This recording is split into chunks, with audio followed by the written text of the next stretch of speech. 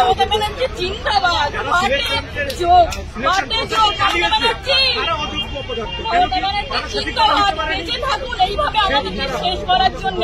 হাততালি আপনাদের জন্য, হাততালি। আমাদেরকে আপনি লাশের পর লাশ দেখবেন, এবার আবার লাশের পর লাশ দেখবেন। এটাই হচ্ছে আপনার অনেক কৃতিত্ব। পুরো বাঙালিকে আমাদের নতুন প্রজন্ম আমাদেরকে পুরো শেষ করে দেওয়া হলো। এবার আপনি খুশি তো? জিতে গেছে তো আপনাদের বাম আমলের প্রতিশোধ নিতে। আপনারা যে খুলে আম দুর্নীতি করেছেন, কি ভেবেছিলেন বাপের উপর বাপ হয় না? দেখে নিলেন তো এবার বাপের উপর বাপ হয়। আপনাদের অন্যায়ের জন্য আজকে আমাদেরকে বলির পাঠা হতে হলো, বলির পাঠা। কোথায় যাবো আমরা? অবশ্যই মমতা ব্যানার্জির ক্যাডারদের জন্য। তারা যদি টাকা না নিয়ে সামনের দিকে কি করে আসতো এই প্রশ্নটা?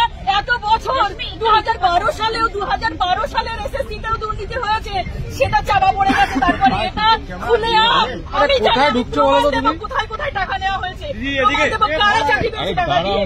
কেন এগুলো কোথায়? যারা সরকার তারা যদি দুর্নীতির সাথে যুক্ত থাকে, আমাদের দোষ কোনটা? আমাদের যে আমরা অন্যায় করি,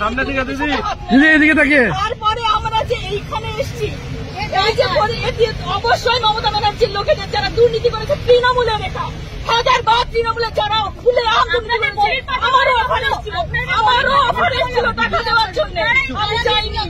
তৃণমূলের লোকেরা নাম বলে দিতে পারি, আমি নাম বলবো না এখন।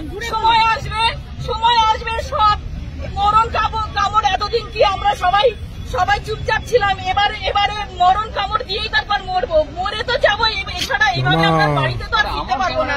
অনেক কষ্ট করে 29 বছর বয়সে এসে চাকরি পেয়েছি। 29 বছর বয়সে 2012 সালে সেই আরএলএসটির পরে এই 19 সালে আবার নিয়োগ হলো। 7টা বছর পর সে সময়ও দুর্নীতি হয়েছিল, এবারও হয়েছে। এত বছর পরে 29 বছর জীবনের শেষ সময় এসে আর আমরা কি দাঁড়াতে পারি? সারা বছর কি সারা জীবন কি মানুষ পড়াশোনা করতে পারে? এখন বলছে রিএক্সামের কথা।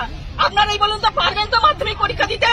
পারবে তো? ওরা যারা কথা বলছে তারা মাধ্যমিক পরীক্ষা আবার বসতে রিঅ্যাপিয়ার করতে পারবে তো? বেতন ফেরত দেওয়ার কথা ফেরত আমি জানি না কিসের কথা বলা হয়েছে। পরিষ্কার বলেছি এটা বলে দেবো। আরে বেতন ফেরত যারা দুর্নীতি করেছে, আমরা তো দুর্নীতি করিনি। আর বেতন ফেরতের প্রশ্নই ওঠে না। আমরা যা সার্ভিস দিয়েছি আমাদের স্কুলে, আমাদের স্টুডেন্টদের কাছ থেকে খাতাও দেখেছেন, মাধ্যমিক উচ্চ মাধ্যমিকের খাতাও তো আপনারা। আমার এখনো আনফরচুনেটলি বলুন, ফরচুনেটলি বলুন, আমার কাছে এখনো আসেনি খাতা, আমি এখনো পাইনি। বাট অনেকেই পেয়েছে, আমার সহকর্মী যারা ছিলেন তারা পেয়েছেন। এখন আমরা কি করব? আপনাদের কি মনে হয় আপনাদের এই যে জাজমেন্টটা হলো, আমাদের দোষটা কোথায় বলুন তো? এই যে এতদিন আমরা শুনছি যে নিরপরাধীর শাস্তি না হোক, আমাদের কোন দোষে শাস্তি দেওয়া হলো আমাদেরকে? বাছাই করতে পারেনি বলেই আপনাদের এই ফল ভুগতে হচ্ছে। বাছাই করবে কি করে? যে চুরি করলো তাকে যদি বলেন যে আপনি যে জিনিসগুলো চুরি করেছেন ফেরত দিন, আপনি দেবেন? যে চোর তাকেই বলছে বাছা হোক। সে সেগ্রিগেশন হয়েছে হয়নি, তার জন্য সিবিআই দিয়েছে, সিবিআই তার জন্য ডেটা দিয়েছে, মানা হলো না। আমরা কোথায় যাব এখন বলুন তো? আমাদের হয়ে বলার কে আছে?